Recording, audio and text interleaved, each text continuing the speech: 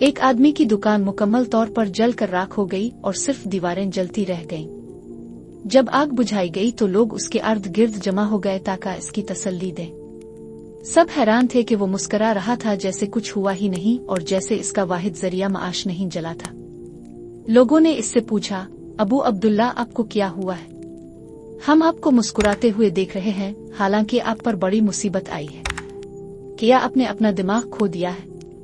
इसने जवाब दिया, मैं क्यों गमगीन हूँ जबकि मुझे यकीन है कि अगर मैं अल्लाह की क़ज़ा व क़दर पर राजी रहूंगा तो अल्लाह मुझे इससे भी बेहतर अता करेगा।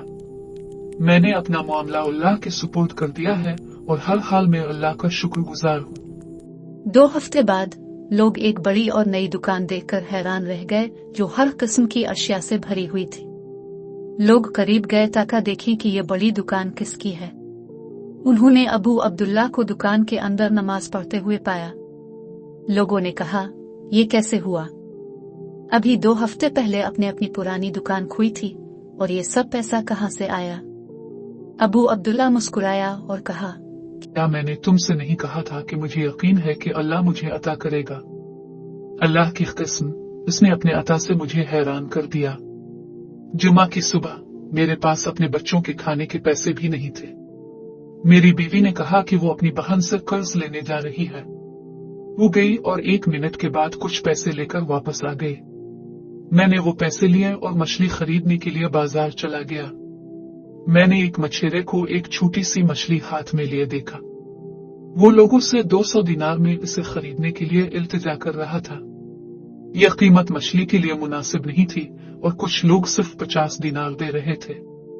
मैं इसके करीब गया और पूछा, आप इसको इतनी ज्यादा कीमत में क्यों बेच रहे हैं?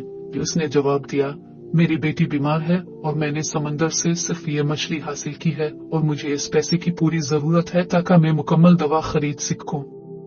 मैं इसके हाल और हालात पर अफसोस किया और कहा, मैं इसे अल्लाह की राह में सदका के तौर पर ले लूंगा। मैंने इसे 200 दिनार दिए और मछली ले ली।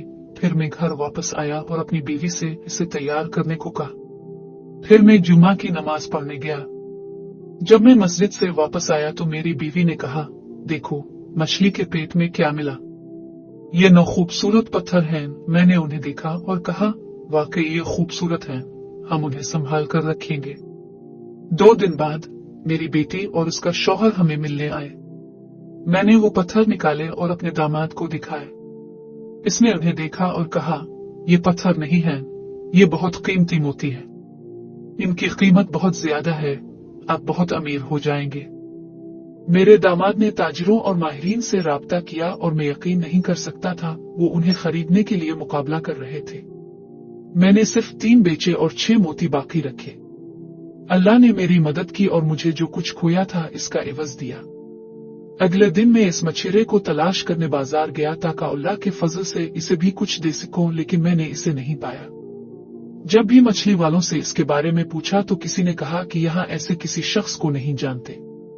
तब मैंने समझा कि वो अल्लाह की तरफ से एक तोहफा था जो इस आदमी की शक्ल में आया था। जब आपका अल्लाह पर हसन जन सच्चा होता है तो वो आपको अता और खुशियों से हैरान कर देता है और ऐसी जगह से रिस्क देता है जहां से आपने कभी सोचा भी नहीं होता।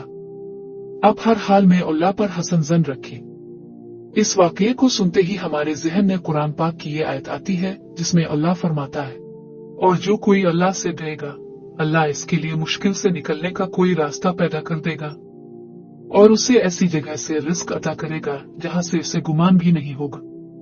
और जो कोई अल्लाह पर भरोसा करे तो अल्लाह इसका काम बनाने के लिए काफी है।